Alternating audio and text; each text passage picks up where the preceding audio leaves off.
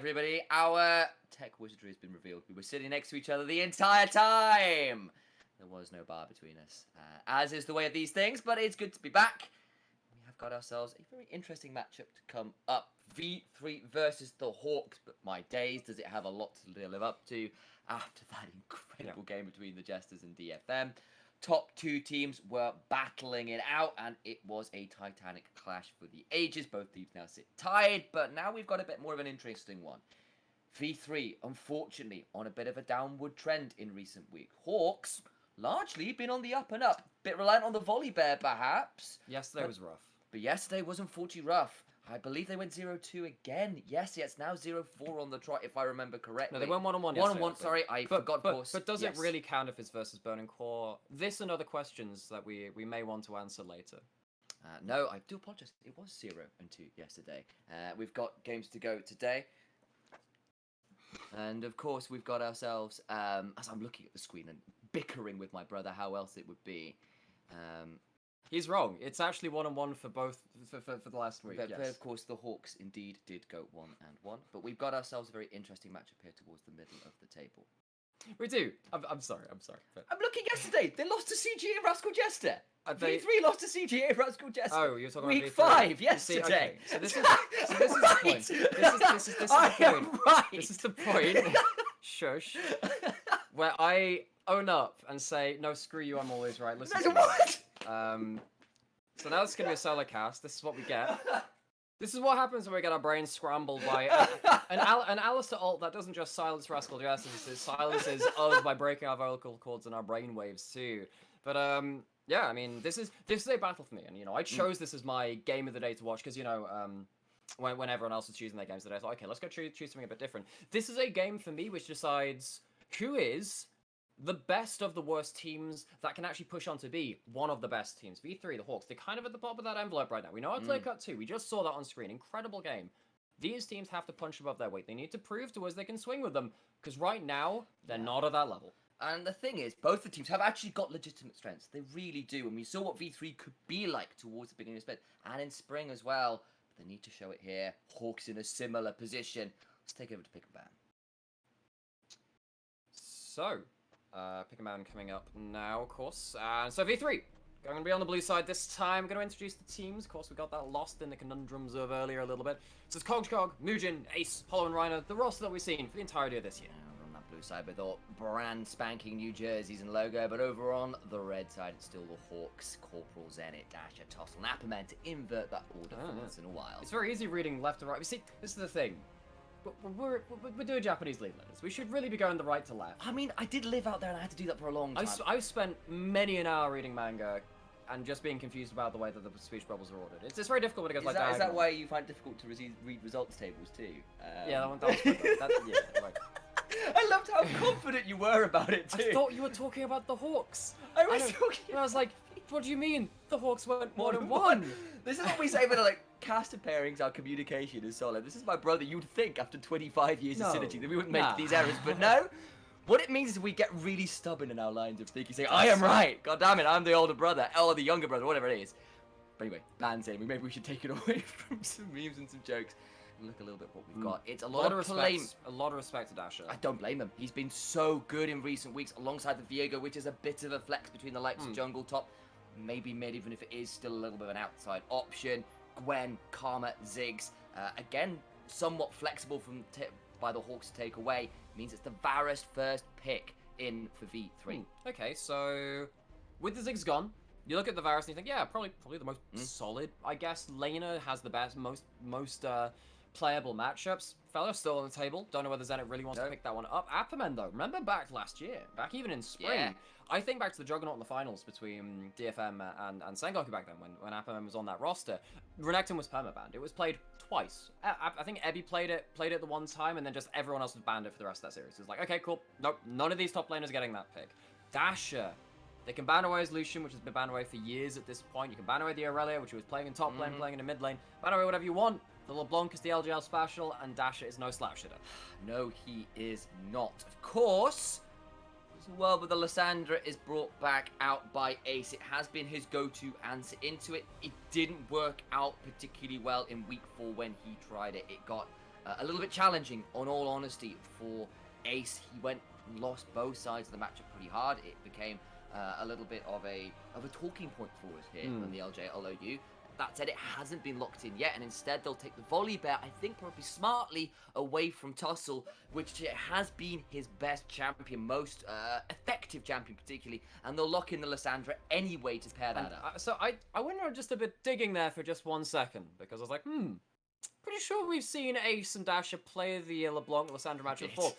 And we have. It was reversed last time. It was. And Ace had a really difficult time. He did. What the Hawks did was they picked an anti-LeBlanc comp, and Ace was sat there going, oh, bugger me, I can't move anywhere. This is awful. There was a Rakan, there was a Lysandra, there was a Volley Bear, a Meganard to throw into the mix too. So on the other side of the coin this time, very interested in seeing what V3 pick out, because they've actually picked 3 out of the 5 champions that the Hawks picked against the LeBlanc the last time, of course, in that previous game, though. There was no Jin Zhao, there was no Renekton on the other side.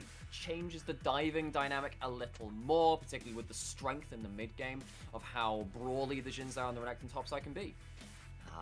Indeed it is. And of course, still the Nart, still the Rakan, if they really want to steal Hawk's composition away and really wind the screws in. So you need a Zoe, a Nico, a Silas, and a Viego, and then you steal anything. And the 5th one can be, I don't know, like, I don't know, it's a bit like, maybe Yuumi for stealing my sanity. Interesting. That's an Olaf ban there, despite the Volley Bear being locked in. So they are assuming this is still a potential for that Volley Bear to be Kogog's always played a top lane. lane. Kogog has been a big Volley Bear player in the past. I just hadn't thought about it, just thinking, well, it's been not so been much top more of a before. jungler Yeah, in recent patches. Yeah, it hasn't been played for top for a little while at this point, actually, thinking about it. But remember last finals, we saw Kogog gapping Ebby in some games. It was like, yep, you can't play this. The Kogog Volley Bear versus the Cho'Gath was very powerful at that time. However, a lot of power picks still left up even to this point. It's still going to be Leona available and ready right through to the last couple of picks for the Hawks. They're locking that in with their undisclosed AD carry at this point. Alright. Lots of engage, lots of dive. Every single one of these champions can dive in and try and make people very sad. But the problem is they are doing it into, as we said, Lysandra. So many tools to CC you if you dive onto her, or vice versa. Ring of Frost is very, very good at that. Volley Bear as well, got a few tools to stun people. Chains of Corruption, not bad. Add in the Nautilus for even more CC. I mean, it's not bad dive from both comps, actually, all things said and done at this point. This is when you have, like, you know, your momentous scenes within your movie history. Yeah. I knew exactly where you see. This is where the synergy kicks in. It's the momentous scenes where you just have 2 armies rushing across the no man's land and just crunch. Just like, you know, that freeze frame with like 2 people raising their fists to punch each other. I too have watched the 300 series. Pantheon, let's go. Pantheon bot lane, I love it. We're gonna have the shield bros in bot lane, the 2 champions for shields, Leona and Pantheon. That works, right? Interesting as well. I've also got to call out, you know, that is now 4 out of the 5 champions that the Hawks picked last time versus the likes of LeBlanc. Just the Nautilus has been switched out in place of the Rakan. And instead we'll see the Callista locked in with the Leona. A lot of lane pressure, a lot of dive, a lot of ability to, you know, do what V3 do as well. And the question kind of becomes who dives better at this point? Who can blow up the opposing carries quicker? So I look at the Callista and I think, this is definitely a cleanse game. Yeah, just a little bit. Yeah, this is one where you don't really get to move that often. Do you have to run Merc Treads or Swiftness Treads? No, I mean, you still have to go Berserker Screens, surely. Because at the end of the day, your attack speed is your mobility, and sadly, you can only cleanse one thing, and it doesn't stop you getting slowed afterwards too from various other things. Callista's gonna have a hard game. It's gonna be does he have to be QSS as well? I actually don't know at that point. I think you're trying to survive the initial CC, and then you just flash out and try and re-engage. I think at that point, if you need a QSS for a secondary engage, your team's done something wrong, because they need to be taking up that CC well. So for me, this is going to be a lot about what can you blow for free? Can you blow the Nautilus hook? Can you blow everything else kind of going on at that point? So very interesting now for me to see how the Hawks navigate these fights, because that's something which they have struggled with before. Because we even saw yesterday when they were playing against Rascal Jesters, they just overcommitted. They didn't quite understand when a fight was a bad fight. So for me, this is going to have to be a return to earlier form in the season where the Hawks can really just put their cards on the table and say, this is the tools we have to play with. These are the fights we can and can't take, because they didn't impress me with that yesterday. So the setup in every lane with 2 junglers that once they hit level 3 and red buff can absolutely destroy Sound the clarion call to battle. Exactly that. And then we hit the mid game and everybody starts diving in. I'm expecting some potentially very explosive ganks. I'm expecting some potentially very explosive dragon fights. I hesitate to say definitely because I am still slightly like shocked and traumatized by Burning Core Sengoku Gaming yesterday, and I wasn't even casting it, so got to be just a little bit afraid of how this game could go. But, you know, Tussle and Muujin, two very proactive junglers for better or for worse, and they've got the tools to make things happen wherever they should please to end up going. Okay. Very early game compositions too as well. You know, we're kind of talking about that with, you know, in terms of the setup and the lanes, but one thing which I found very interesting about this meta is that you don't necessarily need to pick scaling anymore, because it feels like the items, and particularly the brawlier front lines, add some extra damage where a higher scaling carry would have needed that if you'd gone for more of a tank. It's been very interesting for me to see the Renekton's, the Xin Zhao's, the Gwen's, and stuff like that perform the role of a tank with a temporary front line, at least for like 4 or 5 seconds, and then actually bring enough damage so you don't need to pick something like an Orianna or a Ryze in the mid lane, although of course they have their place too. Kind of like adds a little bit of a bridge and just saying, you know what, if we all pick some off damage, we can actually kind of deal without having hyper carries. Exactly. Although the hyper carries still have their Sure. place, it's just very interesting to see the LeBlanc, the Kalista, the Varus, the Lissandra still survive in the meta, even though they're not necessarily as well scaling as your Jinxes and your Felix. Sure. And the other thing is, like, it's not that Renekton is like, I wouldn't call him high damage, but he's not low damage either, right? No. Like, similar sort of deal, you know, not exactly low damage, but not high damage either. You know, Xin Zhao, Volley Bear, That does more than a Maokai. Exactly, you know, level 3, obviously, you know, like with the first items, they're pretty scary in terms of damage. You know, Divine Sundra, Gore Drinker, you know, all options there. You know, tend to go more towards Bruiser tank stuff afterwards, you know. But, you know, there's still room where if those aforementioned champions get on to somebody like a Varus or like a Kalista, they can kill them. You know, they've got the damage to do that. So it will be interesting to see, like, who does come out on top of some of those early skirmishes, because I suspect whoever gets the edge potentially keeps it, in all honesty, because of how both comps kind of want to do very similar things. And while flank angles might change that, you can see how quickly this game could tilt from one side to the other. At least in my mind. I don't know whether you're of a likeness with me. Well, this is obviously a game with quite a lot of swing matchups. You know, bot lane can go very awry for the Kalista as soon as the Lissandra is unlocked from mid. So if in some ways you look at V3 and you say, maybe we can play around bot, but we go mid first. We play through mid to get to bot, and then you think, okay, maybe you can chunk out Dash for a little bit and then stop them from just having that permanent wave clear that they have at the early stage of the game compared to other assassins. That's always been one of the strengths of LeBlanc. And that kind of unlocks ace, because most of remember, the history of V3 has often been, how do we make an ace a factor? You know, they found different ways to play mid differently to the rest of the LJL. And once upon a time, that was because Ace wasn't laning very well. He was getting solo killed, he was getting pushed off, and sadly, when he went to Worlds in 2020, that was a symptom of V3's woes, really. Yeah. But in this year, actually, Ace has really stepped up. So I'm interested to see whether they can just use this to hyper-empower him even more, because his instincts and his roams are even better at that point. Got a hook, got some autos traded across the board in the bot lane. Now we get into the laning phase. It's a 54% statistical advantage to V3 off the Oh, picks. and of course numbers don't lie. Of course numbers... 54% means 100%. It does, but it's like, it's interesting because... I like you don't question that. And moving on. Yes. It's easier that way. But Blitzcrank, largely, is more what I was getting at, has largely been relatively even. It's been, you know, 50 or 51. This is probably the largest discrepancy, at least statistically, that I've seen. From Blitzcrank saying, yeah, because, I mean, I look at what the statistics often mean, but, you know, we've seen 98% chance wins get thrown down the drain. That's what we sometimes see in this league, because I think we've seen it from some of our mid teams, even into definitely some of our lower teams. We've seen our Burning Core and our Sengoku throw leads from positions where they just really shouldn't have. Of course, we see Dasher trading with the chains. This is one of the reasons why I look at the LeBlanc-Lissandra matches, and I'm kind of sat there like, well, sure, Lissandra is kind of a counter matchup. So I was casting some University League Legends recently, and I got to cast with the venerable and incredibly talented Xandrel. Of course, who's been around the UK into the ERL system across Wow, many games for a long time. And, you know, when I was trying to get him up to speed and say, you know, like, this is what's happened in the game so far, he was like, why has there been so much LeBlanc played? Why don't people just play Lissandra? And I'm like, because the game's over before level 6. Lissandra may well take over from that point and just shroud out the river and say, step in here and die. But if you're losing at level 3 because, you know, you're taking hard trades around trades like this, how do you deal with the chains into the wind becomes lightning and the true ice is shattered. I love it when I make points and it happens. It's like That was like incredibly perfect timing. I mean, not to brag, but I do have, some control over the powers of creation and fate. Do you? It's just a small. It's a thing. How come you got those? Where was my option on these ones? It's a thing I do on the side. Okay, I see. It just happens. Like, this is my isekai power. I was a. This is the fantasy world you came into. Wow, that's a bit dull. Hey, let's see this replay. We'll see this one and where your powers of fate and creation You telling came me in. this isn't magical? What a great game! What a great game from the Hawks. Well, it's like one day I was reincarnated as a mid laner. that's my manga. Oh god, I'm sorry. So it's your job to go and kill the unkillable Demon King and Faker? Is that what you've been brought here to do? Only in Pokemon Unite. I mean, I'm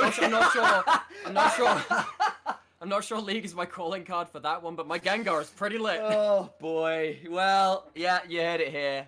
Namera has been doing disgusting things to the people in ranked in Pokemon Unite. Gengar very strong, but we've got to perhaps turn our eyes back to a different game and a different set of rules and expectations. Namely, you called out LeBlanc maybe ending the game before level 6.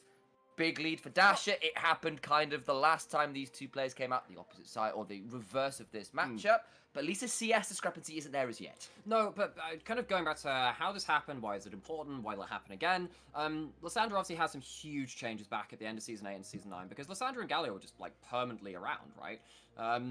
Lysandra doesn't have the same wave control and poke that it used to have at level 1 and level 2. Your early cooldowns of your Q became very, very difficult to play around. At least with someone like Syndra, when they did the same thing, you had a higher range, you had other abilities, whereas your level 2 and your level 3 were much easier to trade into. You didn't have to go in with a Glacial Path and go for your Ring of Frost to get the heavy trades. With Lysandra, against LeBlanc gets to control the wave, gets to choose where it is, and of course what we saw is that even using that Glacial Path, if you have to trigger early to try and get out of that, get out of the ethereal chains, most of the time LeBlanc can just kind of close the distance, and then by the time it's popped, you don't actually have enough distance if you're stood within melee range and then you kind of pop it out to max range to then stop that tether. That's exactly what happens there. This is the strongest mid-jungle in the game in my eyes in the Shinzan and LeBlanc. It pops off early, and when Tussle gets that lead, you can start roaming bot. You can start going towards that Kalista, which we said, if they get ahead, if they get to start playing very aggressively and wrecking ball through bot, can be such a win condition. Actually, it's a very Sengoku style comp from earlier in the split, from last year, from coming into last year, I suppose, like that. Play around bot lane, win. Play around bot lane, win. It's been a go-to for a number of people before. A little bit of early pressure from Mujin towards the bot side. Didn't lead to much. Both junglers sort of turned up and tried to secure some vision, but has led to a slight CS discrepancy as poor old Ace is getting ganked again. The level 6 is hitting this double chains. Tussle looking for wind becomes lightning, but will not dive. Doesn't feel secure enough to go in with the level 6 from Lysandra available to try and turn that around. Wind becomes comfortable breeze. Ace kind of just jumps out and It's a says, mild shock. Because Static electricity. just Tussle rubs his feet on the carpet and just goes zap. That's how he's getting the lightning, I see. Might see lightning strike for the first time in bot lane as there. Zenit, that's rough. Does manage to flash away, but that is a big problem. Corporal by space, but that looks very problematic for bot lane. Mujin just had to be in the bush, and he gets a very easy pair of summoners out. It'll be a plate, it'll be waves lost. Good play from V3 in the bot lane there.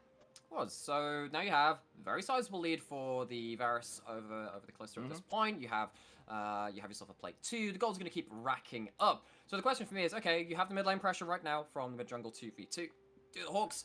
We said, okay, you can play towards bot by playing through mid, and I'd say that's something which I picked up from listening in with a lot of scrims actually over the off-season break. It's very interesting to see the terminology which people are using in modern coaching.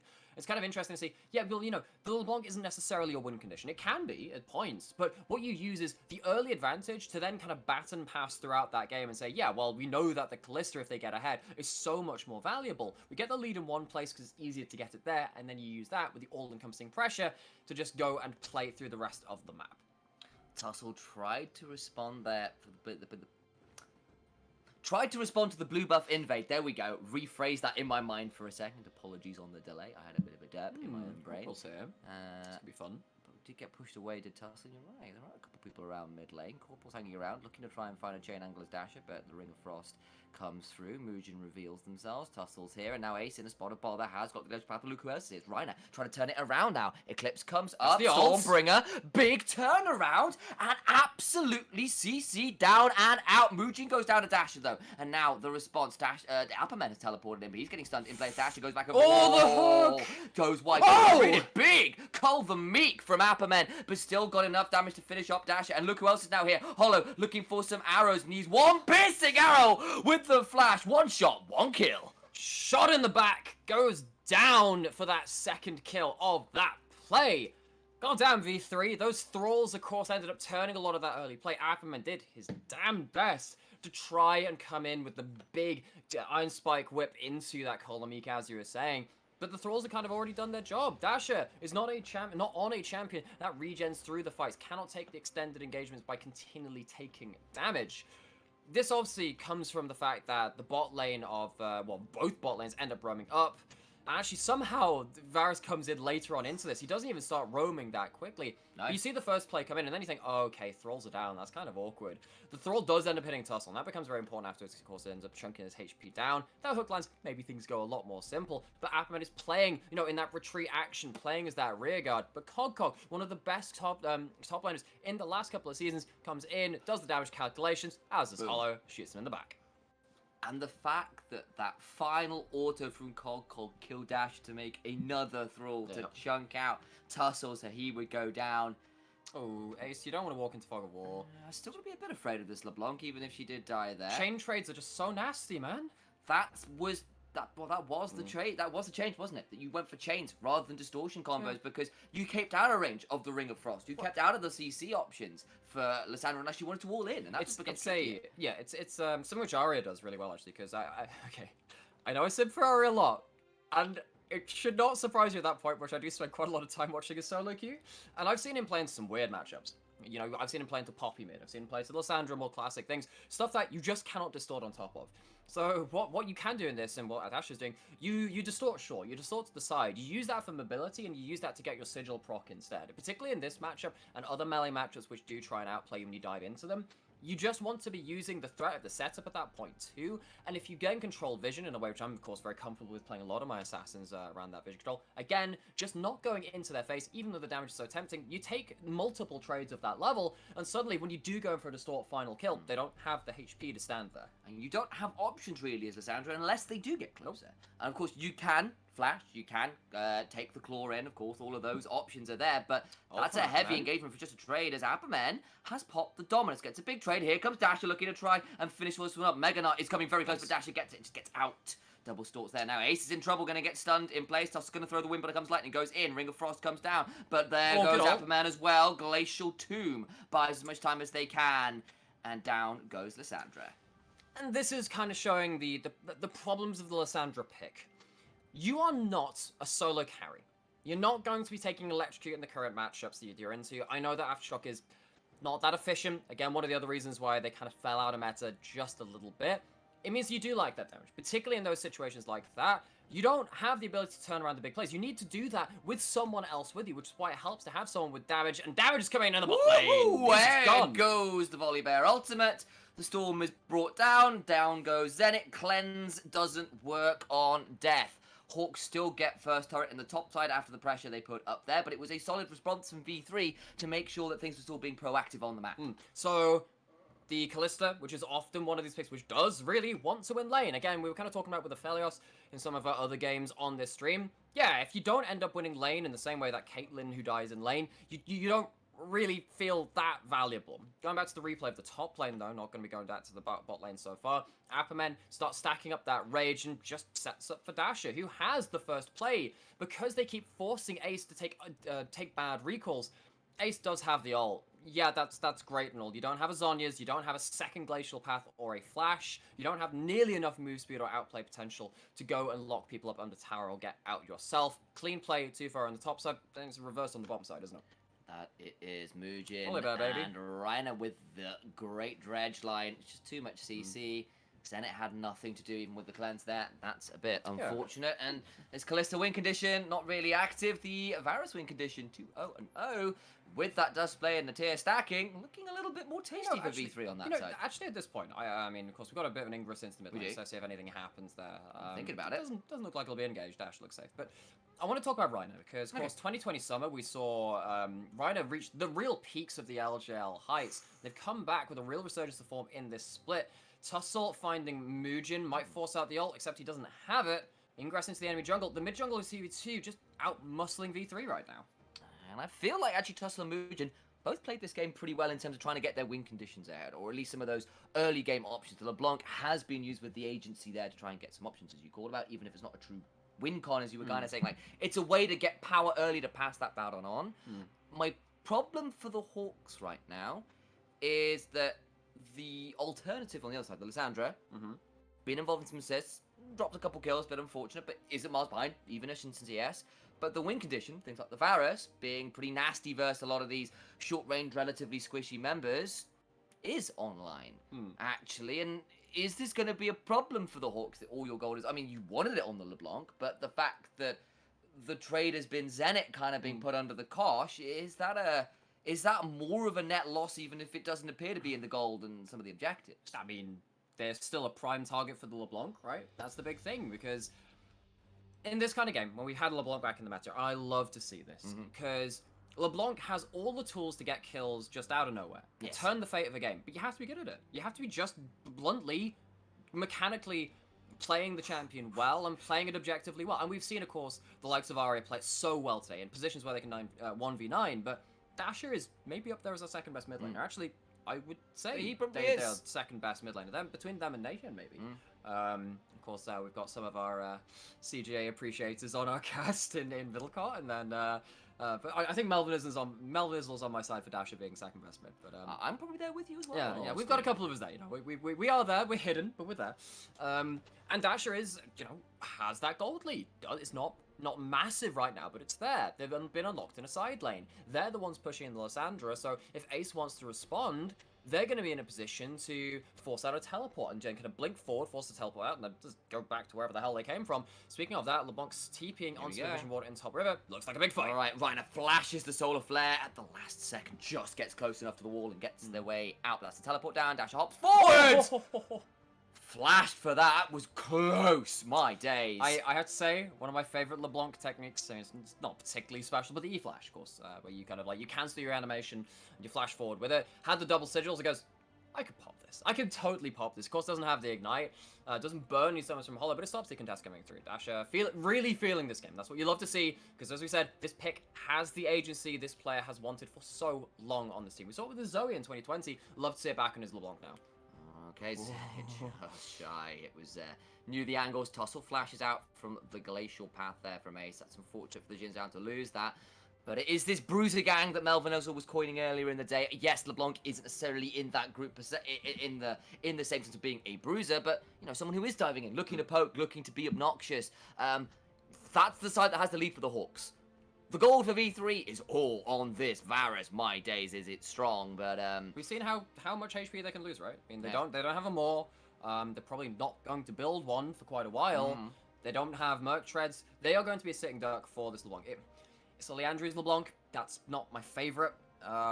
Yes, it gives you cooldown, and that potentially gives you the ability to, you know, jump in and have a distort up on a lower cooldown to jump back in for a second time and actually get your kills off. But end of the day, all the major items are cheaper now. They're still good damage. Put it this way, though. If you're going to be doing damage, it's not because of that item. It's just because you've got gold and you built an item.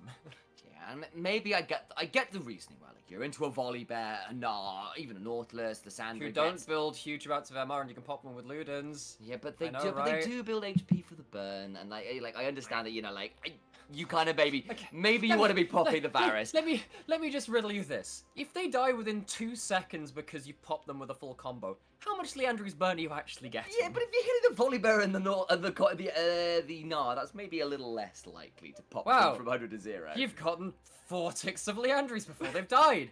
What value we see? Yeah, all I'm saying is I understand why, because he's like, look, there's bruises. I want bruises. Leandris, he's pretty good at the bruises. Look at those minions tick down from that damage over time. Yeah, like, Incredible. I'm agreeing with you. I put that bluntly, I agree. It's not the choice I necessarily like, but I understand that maybe because of the bruises, I can understand the reasoning, even if it's not what I would have liked to see. There are times to play devil's advocate, and there's times to just flame it, Sam. That's what I'm starting to learn. But that's what the bird is from Leandris, it's flame. Didn't take the ignite. I see. Didn't have the ignite. Needs to flame them another way. Okay, It all makes so sense. defend, why would you pick Leandris? Because you want to build them. No, it's literally the cooldown. The cooldown on the passive. See, they've gone towards the Merc Treads. Maybe they thought, if I'm going Merc Treads anyway, I'm not going to have perfect pen build, so maybe I'm just going to go for something which requires less penetration. I still think Ludens is the build. It's very good for your poke as well. You know that Leandris does that when you go for the Q-burn. But, again, mainly Leandris has been picked just for the cooldown reduction that the other two major items don't bring.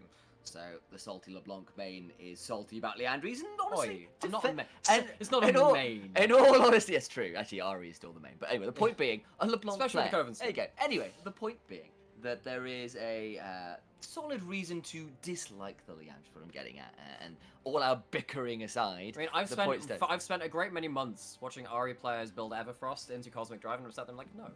No, I would like to not. I would like you to build damage and use your champion for what it's meant to do. Is it just because of the rage you get, the fact you had to build Everfrost and Ari for a while to make it actually playable? Yeah, Maybe. Okay, so I know this isn't a therapy session, but yes, there's probably some deep-rooted hatred there. Look, put the back of your chair down. Let's put the hands behind your head. Let's get this therapy session on the way. It all started not that long ago in a game between Burning Core and Sengoku, and I don't know why. It's just haunted me ever since. I hear there is a. If I say the words hang. Ah, no, not the hangman. That's a troubling reaction we got there from our color caster. To those who keep seeing letters, and they're all wrong. To those who didn't see the game, you probably saved your eyes. But if you do want to see probably the worst game we've had in the LJL, Burning Core Sengoku was not a great showing from both teams. Unfortunately, both teams now not in playoffs after games they've played today. No. So that's just the way that'll be. Of course, that will really free up the Hawks, right? Because the Hawks are sat here like, actually, if we lose right now, it's not the end of the world, actually, you know, like the chances are you're not playing for first and second at this point with you're- how well Rascal Jester You're DFM playing did to it. secure your playstyle for playoffs. That's the main thing. Ooh, boy, that's okay. I mean, not the salt for free. You know, we're talking about taking ban. Oh, maybe LeBlanc doesn't get to move. Well, yeah, but how much stuff do you get for free before that happens? You jump in the first time, you get in the second time, they don't have those tools. So now, we don't have a Nautilus Assault. That's one thing off the table. Does that open up any opportunities for the Hawks? Have to see. They're going for it. Maybe it does. The wall. Ryder stays alive for now. Go, he's gonna stay alive! Tussel's gone deep. He throws out the crystal gun and the stopwatch.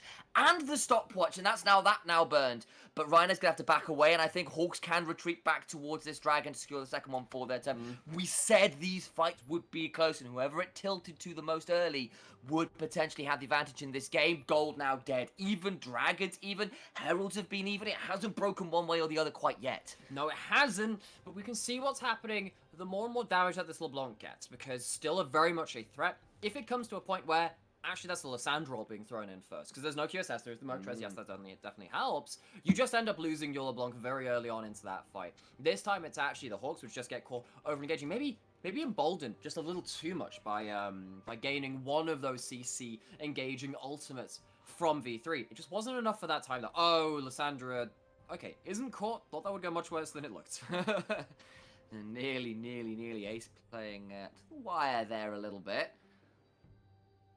No, there is. No QSS, no cleanse, no Banshees fail for Dasher, as we've kind of said. He's gone for damage, for burn, for the cooldown as his options. And yeah, it means you hurt probably when you need to most with the lead you have. But like, if he gets caught, if it is Alessandro ult you mentioned, like, that gold lead disappears real quick. Yeah, I'm just kind of reminiscing back to, because of course I had my first cast with Midnight yesterday. Wonderful cast. I very much enjoyed doing. Yeah, it was great.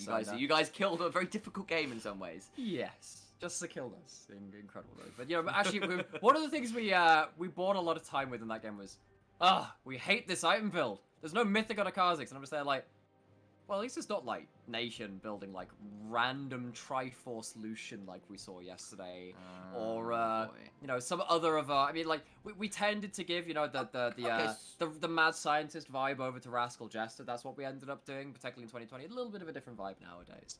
But yeah, we've had to reminisce about item builds a little bit. Might have to stop talking about that though and talk about the action. That one control ward there It's very annoying. has angered the Hawks. They're trying to claim it as best they can, but it's not going to be that much of an option. They do, however, gain control over the Hawks' blue side jungle, but all the while you can see Cog on his infamous Gnar.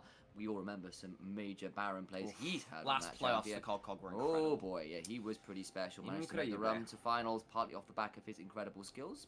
About 3 sets, but still managed to get chunked down by Dasher there. And he does get a hold of that, but the point being Dasher versus Cog shoving up those waves. It's still neck and neck. Neither of these guys finding side lane advantage, wave advantages. And I feel now with Baron spawned, Dragon's still a little ways away. Next fight probably breaks this game, actually. Okay, well, Dasher ends up finding a chance to ace. That's half HP trade. Good stuff. I have to say, when you talk about Aftermen and talk about, it's not Aftermen playing the Gnar and stuff, I just kind of thought about, yeah, I guess we've seen a lot of Aftermen's Gnar in the past. I was thinking about these other signature champions, and they were like, my mind went through a lot of different mental gymnastics hoops to get to that point. I was like, Aftermen used to play Mordekaiser. Mordekaiser takes you to Brazil. Oh, there's a Brazilian stream of the LJL now doing another community project. That's fun. By the way, if you do speak Portuguese or anything, go check them out. Support ourselves and other community broadcasts. So if anyone connects that is listening, we love you lots and hope you're doing well over on your side of things. Love us more. Yeah, we love us more. Hell yeah. Why not, right? We're great. Have you seen us? Have you listened to us? We are fantastic. Sadly, my condolences. Speak for yourself. My endearing narrative is that if I make fun of myself, at least I get in before everybody else is right. At least I'm getting that in earlier because as we move further up and up in the casting world, we try and get onto other broadcasts and try and get ourselves official. I'm just like, right, gotta hone this skill.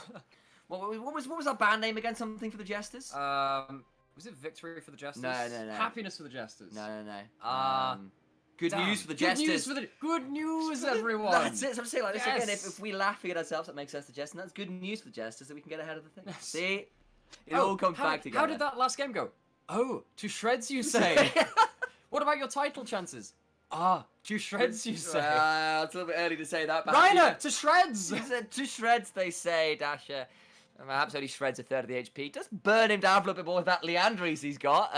Wow, that fifth of a HP tops the whole game. He's going to hop over the wall to keep the chains in range, but that's an Everfrost turned around. A's going to be taken very low, but of course the turnaround has been Hawk's doom before. Tussle flashes in, but that means the Crescent Guard is inside of it. He brings people into the Thunderdome, but the Guardian Angel now popped. Reiner flashing away, and I think the Hawks have gone too deep. Frozen Tomb comes out from Ace to keep him alive, and the Thralls start flying in the choke point. Iceborne subjugation doing a lot of work. Over the wall, gets 2. He's trying to turn it around now, back over the wall. Corner's there, gets the chains, and LeBlanc says, "Eat this for my next trick. I will shrink your goddamn health bars." It doesn't matter what items you got when you're pinging back and forward like that. I love the flash over the wall into the distort back, knowing that you have the option to stay in or out of the fight at that point. Masterfully played by Dasher. I love our LJL LeBlancs. Starts off with a fight around the enemy jungle, and of course the Hawks, unparalleled ability in this game to cross walls, to get into the fray and start chasing up on these plays. Tussle has an early GA. That's why it looks a little bit deep. Looks like they're going in too far, but it's not giving you a thrall. It's not giving the extra amount of damage right at the start of the fight that allows Appermen to take over the frontline duties. Ace is already forced back. Is not the best glacial prison at that point. And, Frozen Tomb Rail, that's the one that we got there. Look at Dasher doing this, though. Just hops over, mimic distort. That's what I love to call the Kerp play. Back from Season 3 in the EU. Gets the double distort to turn that fight around. Dasher turns that fight. Now has a death cap. Much more of a fan of that item. There we go. 9 stacks on that Dark Seal as well. But I'm looking over at the Varus. Did incredible damage as well. And unfortunately, Zenit struggled to get in on that fight. And, rightly so. He was trying to kind of stay safe from a Mega Gnar and a Volley Bear. And this Lysandra and everybody else is making his life hell, but the Solar Flare return! Gonna try and go back in. Big, Cole the Meek, and of course the Gordon, but it's just not the damage. That's huge work. Dasher on the flank trying to find somebody. He's got the death cap. He needs to pick up another big fight. Tussle's still alive, but the Crescent Guard is done, and the fight is over. It is, and Dasher couldn't find Hollow, the person who was the main carry from the last set of plays, from that last fight. 5-1 on Throne on Blanc, but just cannot find their man at this point. This is forever the turning point of what LeBlanc can do. You can one-shot anyone in the game, but you have to be in the right position, and it's never as consistent as someone like that AD carry, where if they remain on the board, they are such a threat. 3.5 items in for Hollow. We said they had the gold lead, but that's not 2 fights in a row where they picked up a lot of kills and doing a lot of work. Yes, Dasher pulled off a lot of fancy plays on the screen, and rightly so. We were praising him, not blaming him. That was a little bit unneeded, but he does force them off the Baron there, and the problem is, I'm looking over the side of this Kalista, just struggling to play anything in this fight, and Dasher as well, like, he's got the death card, he's got the Leandri, but he's got no safety to go in. And that is a wonderful solar flare. It is. But Zenit is immediately frozen up and is not auto-attacking for 1, 2, 3, 4, for like 5 or 6 seconds at this point. Whereas Hollow gets to do the entire DPS. The Thralls are out at that point. They slow you when you're in range of them. Zenit gets about 6 autos. That's about it. Whereas Hollow gets to use the Hail of Blades, gets to go across a lot of different targets as well, because everyone is clustered right in the middle of that fight. That fight was AD carry diff due to the teams and how they were disrupting the backline. And because Dasher burned the Distort cooldowns to poke before that solar flare, well, not even that, he couldn't go in for a double distortion. So he was just out on the outside like, I guess I throw a chain. So he couldn't make the most of that incredible solar flare. And Reiner, though, is going to get chunked out. Dash is going to get jumped on, but Ace doesn't quite get over the wall. Still finds the Frozen 2. Dash is going to be CC forever. Tussle tries to buy time, but Dasher is dead. Into the backline they go, though. Hollow still safe, still free firing, and he just pierces everybody. Shot through the heart, and Zenit's on a wall as well. That was the fight they were looking for. Alpamen trying in the backside desperately to get something, but he's chasing a Nautilus. It's nobody important at this point in the fight. The GA is popped, and the Hawks fall in the fight that matters. Might still get Hollow, so that's something. That's someone who does matter, but that's either huge. way, it's still the double damage kills, but you've got Cog, who's still at full HP. You've got Reiner who can throw some shields. I don't think this stops the Baron still. No, it doesn't. Partly because Gnar has very good percent of HP damage in mini Gnar. This is still going to be the Baron going down, but Alpamen with the hero play to get the first kill onto Hollow, to get the 1,000 gold shutdown, to make sure there was at least a lifeline. You're not going to have the AD carry with the Baron buff at this point, and it is a good amount of gold back. You look at the gold scores at the top. We actually haven't talked about it that much because it's been quite a close game, and close it remains even after a series of tumultuous fights. It might start to break apart a little bit more now. The Baron comes in, and that does shift it up to about a 3,000 gold lead, which is the first serious one of the game. Dasher thought he found a pick, and this is the problem we said about diving in with only the Merc Treads. Kind of had to sit there and go, oh poo. Because you look on one side and you think, okay, there's the Varus waiting to ult me. That's not where I want to be. There's a Glacial Path on my return pad. That's also not where I want to be. This is a lesson in, oh no, I've messed up my distortion. Goes in and stays just a little too long. Of course, kept around in place by Reiner. And kept in place again is Zenit in the back of this. This is Kalista is finding it so hard to fight these kind of fights because they don't have a lead, because they don't have the ability to infinitely sustain off of the front line in the back line once they start shredding through them with 3-4 items. That's kind of the price which the Hawks have paid for giving up so many early advantages bot. And you know, it's not like in fairness, like, what does Zenit do? Honestly, he's got so many people running incredibly fast at him. He's only got the one flash. He's very short range. It's very hard to play Kalista into Lysandra and the like. And doesn't have a Hurricane system, because right there we saw, you know, it was against the Gnar, it was against the Volley Bear, both champs, which can lock you down, but if you space correctly, you can have some very fun fights against them. But you don't have a Hurricane. You've gone for the Rage Blade, gone for the Wit's End. That gives you some defense against some of the mixed damage coming out of all of the top side, actually. But it's just not enough at this point. So out of 1 and 4, Zenit needs his team to buy him a lot more space, and a lot of that is going to have to come from Dasher finding the opportunistic picks, but he needs them now more than ever because they're pushing into the base and trying to just choke the life out of this game from the Hawks. And we said the moment it broke one way, it was going to break in a big way. Hollow put out 6,000 plus damage in that last fight. Ridiculous. He has 4.5 items. He is so ready to destroy anybody. He's just like, it took an absolute miracle and everything in Apamen's like last gasps to get in the last fight. The first time he died all game. Yeah, so Hawks are now just basically trying to reclaim some vision control, because this is where the matchup between LeBlanc and Lysandra gets really quite difficult for the LeBlanc, because you're sat there and just being like, yeah, I can't walk into Fog of War now. Before I could lead with the chains. Now I want to start hopping forward, but if I walk into a Ring of Frost, into the ults, into a Nautilus, into everything else, that's just, you know, particularly because you are so much of your team's gold lead, that's game at that point. One bad pick can lead to this game, and it can lead to the Hawks being in a very precarious, uncomfortable position. And like, I understand the death cap, I really do. And I think, like, you are the one with the gold lead, you need to be the one doing the damage. But what it's done is delay the Banshee's spell. You can see the Verdant Barrier now in inventory to back up the Fiendish Codex. It's been there for a little while, but it's 32 minutes in. It might be too little too late. The fact that it has waited till third item, that you did lose those fights when you didn't have it, is kind of like stymied a lot of what this LeBlanc wanted to do. Is there an argument where they should have gone but Banshee second is what I'm getting at, really. They should have gone Ludens first. That would have been nice. Moving on from that, come on. But yeah, I think that they actually haven't been the one getting caught by the things that actually the Banshee's Veil would have helped against. Sure. You know, they've been caught by the hooks. They've been caught by a couple of other things at that point, and they did need that second item death cap to be this threat on the side to try and actually burst out the Lysandra, someone important at that point. They just haven't been able to pick off someone on their own. They've been going into a group of people. LeBlanc wants to be able to make sure, hopefully, that you can stick around until the chain connects and then actually pops after that point too. Just hasn't had that window of time before they have to pop back. It's not a shooting gallery as we've seen so often in this split for LeBlancs. V3 at Mountain Soul Point, now with a 5,000 gold lead. We've said that this Varus is very difficult to get a hold of. Lysandra, pretty damn terrifying. Gnar as well. There's so many ways to make particularly Callista's life hell, and the problem is you're then basically saying, okay, I have 2 bruisers who have kind of gone more towards the tank front at this point. And a LeBlanc, who is doing lots of damage, who has now completed the Banshee's Veil. Big news for being able to add in again to make that agency back again. But this Callista just... What is she even doing these fights compared to the Varus, who is free to hit whoever she likes and what they like rather, and do ridiculous amounts of damage? You try not to cry. You lie down. You cry some more. You roll over. You cry some more. Yeah. Boy. You hop once and then you're stunned.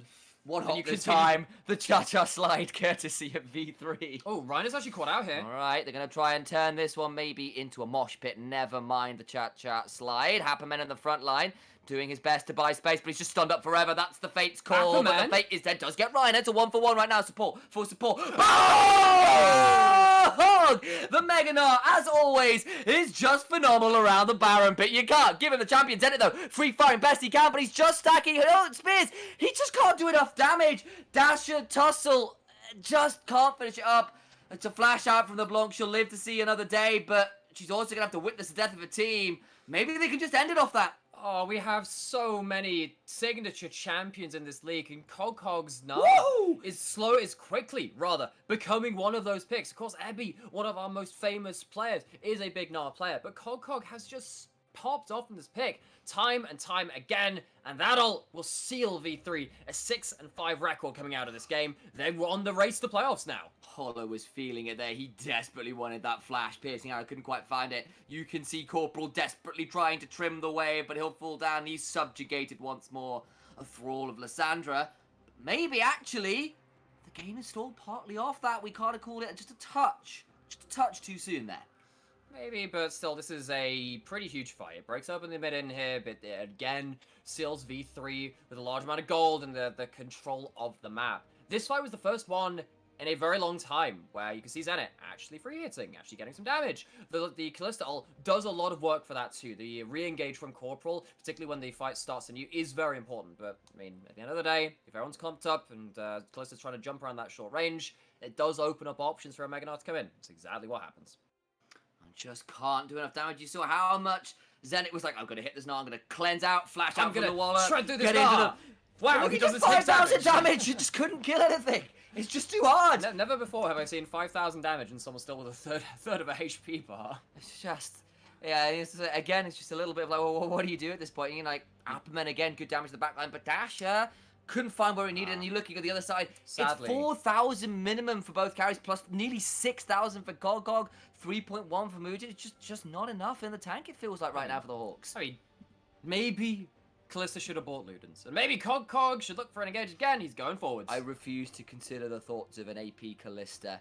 Instead, we're going to see Tussle Crescent Guard. It does buy space and time, but that's going to be the Fate's call as well. It disengages, but it's only going to save some moments. Apperman goes to the back line.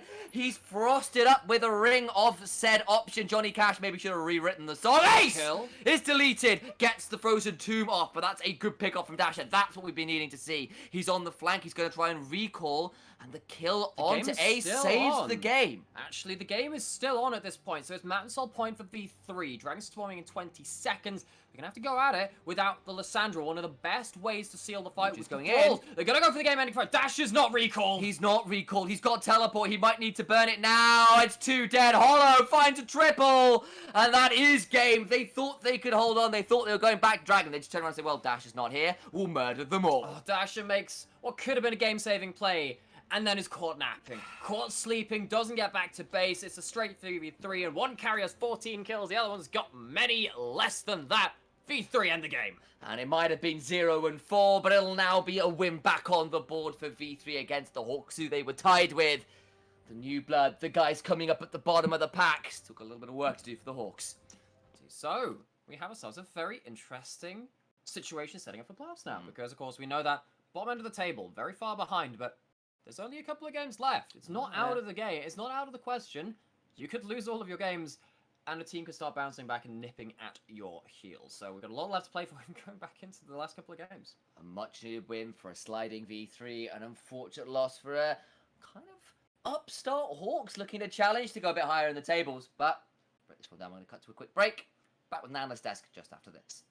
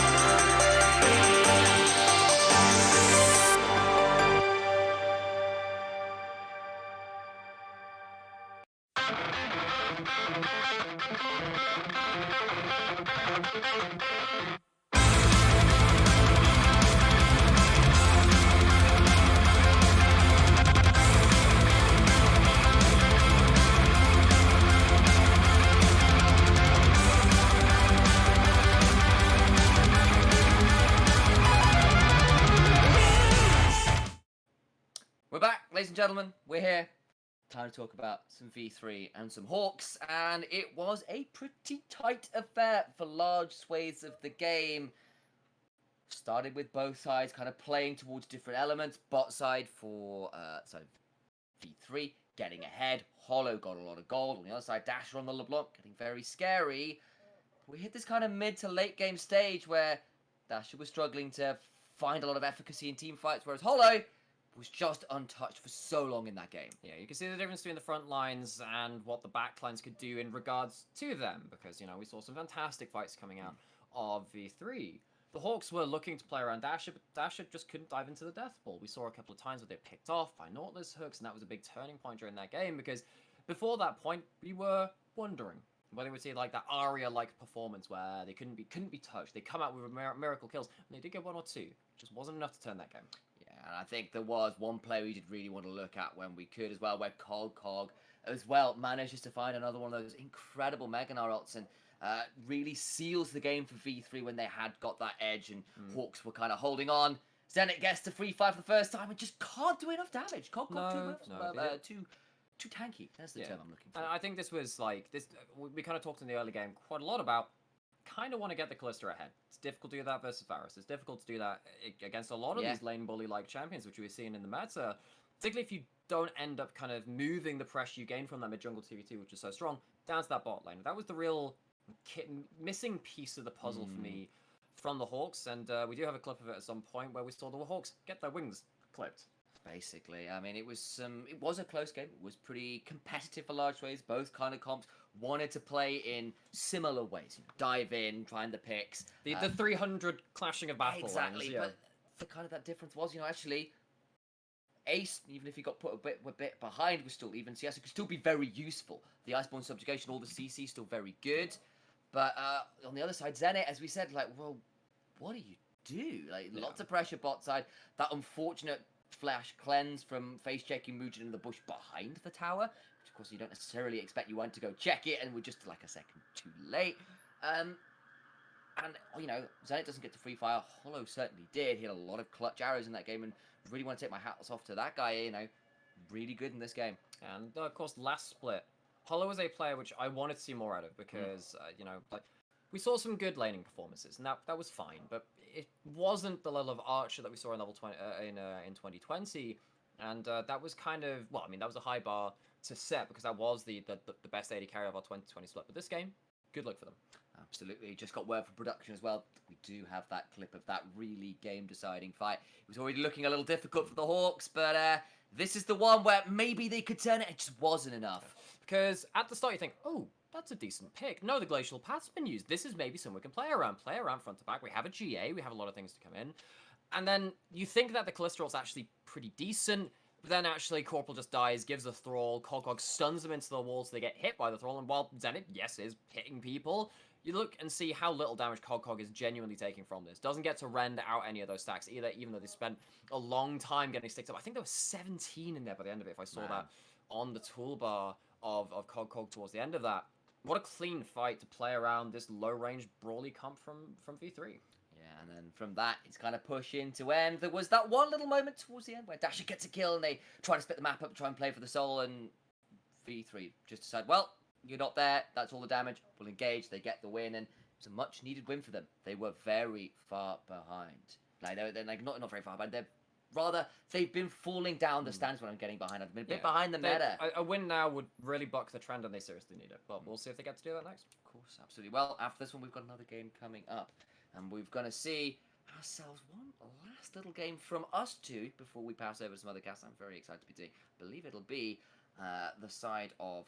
taking a moment. Hawks versus Burning Core. Thank you. I had a moment I was going to say V3 versus Burning Core. I was like, no, not that one. So, aside from my slight brain fart, we're going to move on and talk about that game after this break. Oh, Burning Core! No! No! Save me!